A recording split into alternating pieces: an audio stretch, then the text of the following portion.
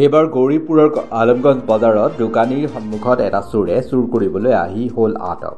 ৰাইজে উত্তম মাধ্যম সোধাই গতাই দিলে গৌৰীপুৰ আৰক্ষীৰ হাতত। দীৰ্ঘদিনৰ পৰা আলমগঞ্জ বজাৰত চলি আহিছিল চোৰৰ উপদ্ৰৱ। দিনে নিশাই চোৰে চলাই গৈছে ছাপাই অভিযান। কেতিয়াবা যদি গেলামাল দোকানত চলাইছিল অভিযান আৰু কেতিয়াবা পানৰ দোকানত চলাইছিল ছাফাই অভিযান। মুঠতে বজাৰখনৰ পৰা সুদৃষ্টি এৰা প্ৰত্যেকটো গভাইত চোৰৰ।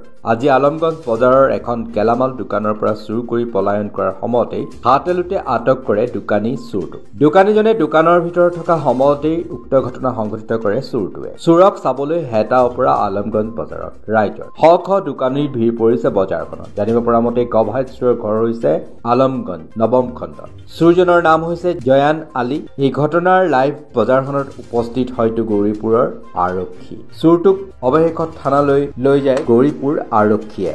আপনার পরিচয় দিব? ফরজল হক। কি হয়েছে আলমগঞ্জ বাজার? আমার দোকানে আমি মাল ধুবড়ি থেকে মাল নিয়েছি।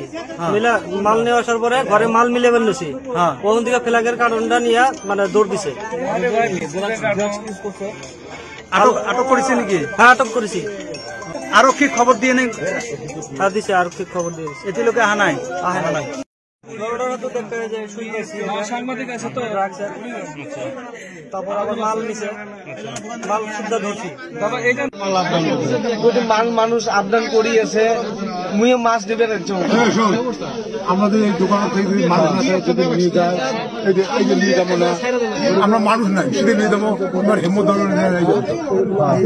গোটায় বাজারে যদি নিয়ে যায় মানুষ না থাকে নিয়ে গেল হেমন্ত আর তোমরা যদি ছুটে নেন থাকি তো। কি কি নিছিস মাল? ভিতরে যাবো না। হ্যাঁ কি কি মাল নিছিস? আজকে আসছে জিনিস বিস্কুটের কারণে ভাই লেট আছে না, দুইখান লেট করে বিস্কুটের কারণে দোকানের সামনে পড়ে গেছে। দাদা অল্প সত্য ঘটনাটা বলো। বিস্কুটটা ফেলে মাইল লাগাতেন না ভাই, ফেলাক না তুই? আরে ভাইজান আপনি কোন না, আপনি কিসের কারণ? বিস্কুটের কারণ না ওটা ভাই।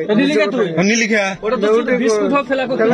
কি আছে আছে নীলিখা মালটা পড়ে আছে ভাই, নিচে কথা কবে না ভাই। গৌৰীপুৰৰ পৰা চাহাবুদ্দিন মোল্লাৰ এক বিশেষ প্ৰতিবেদন।